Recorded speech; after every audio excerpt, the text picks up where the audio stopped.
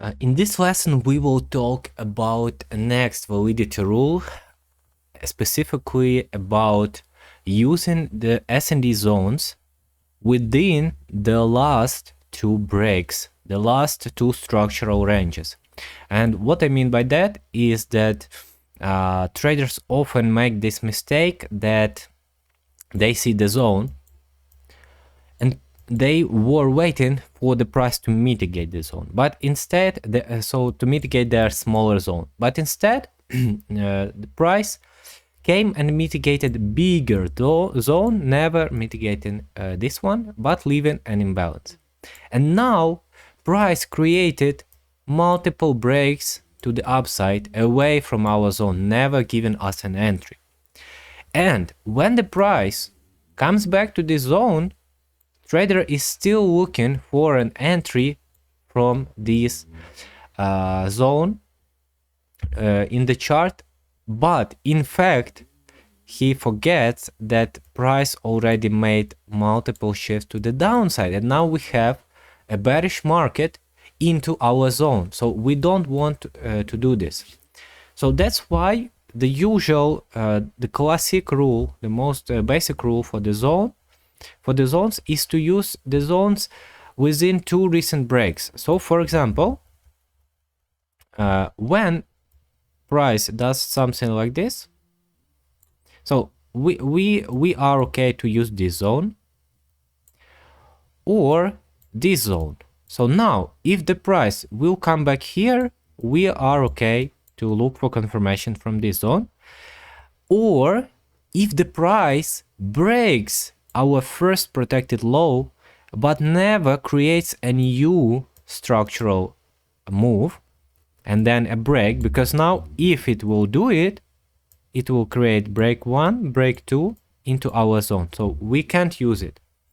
But if it will create a break like this, we can still use this SnD zone for confirmation to go higher.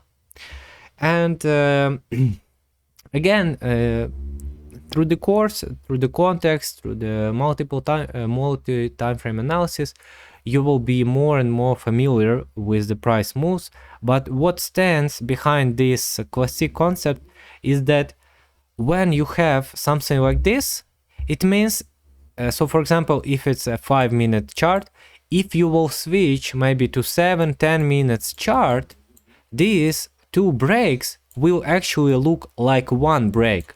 And then this zone, so this zone will not exist even on a bit higher time frame. And that's why we are okay to use this lower zone usually because it's like an higher time frame lag, and we understand it at this point.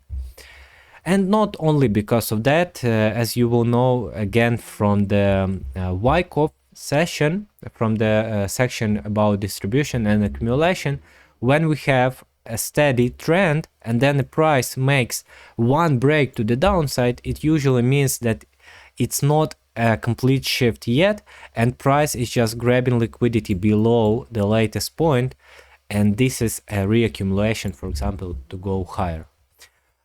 So let's discuss some examples on the chart.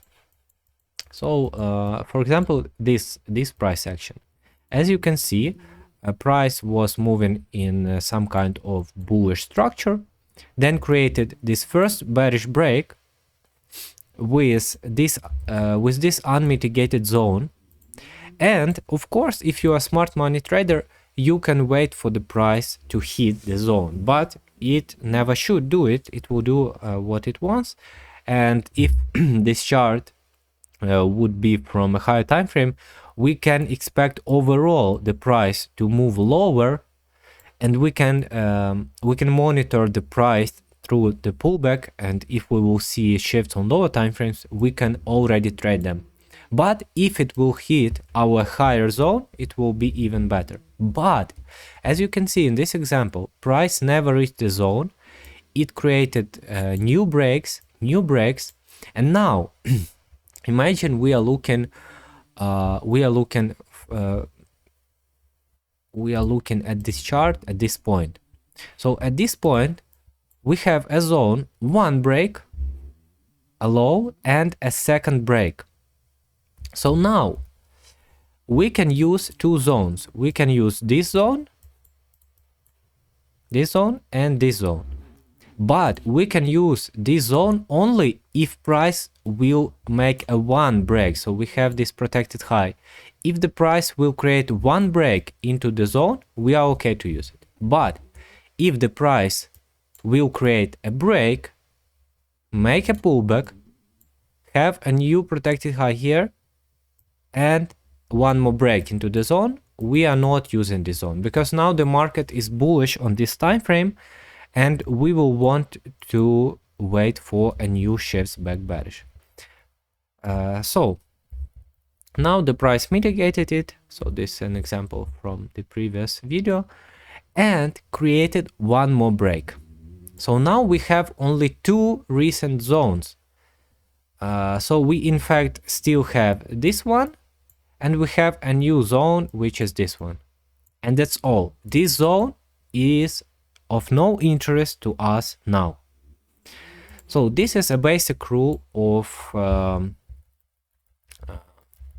using SnD zones from the two previous breaks. And as you can see here, price created a new break with this candle, leaving this zone,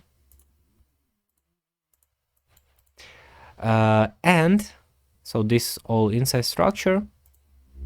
We actually have this high, and we had this break. So I just drew two recent breaks, 1, 2. A zone from this one is this. So this is a refined, somewhat refined zone, because the bigger zone of course is this, the whole up move. But we can use this one with this imbalance, and this one with this small imbalance. So now, as you can see, price broke this protected high. So we have one break to the downside, and at this point, price never created a pullback. So now, in this scenario, if the price will continue, which is of course unlikely based on all the sizes of this price action, but if the price will continue up with no pullback here, we are still okay to use this zone. But if the price now will make a pullback, so it will create a new point, structural point, then in any case this zone is cancelled, because now if price even will reach it, it will be invalidated. So let's see. Okay, now we have a pullback, you see. So now we have two structural points anyway, and now we can't use this zone. Now we can't use this zone, and this is a classical mistake that people make when they are holding too much for the zones in the time. Yeah, so that was validity rule number 2.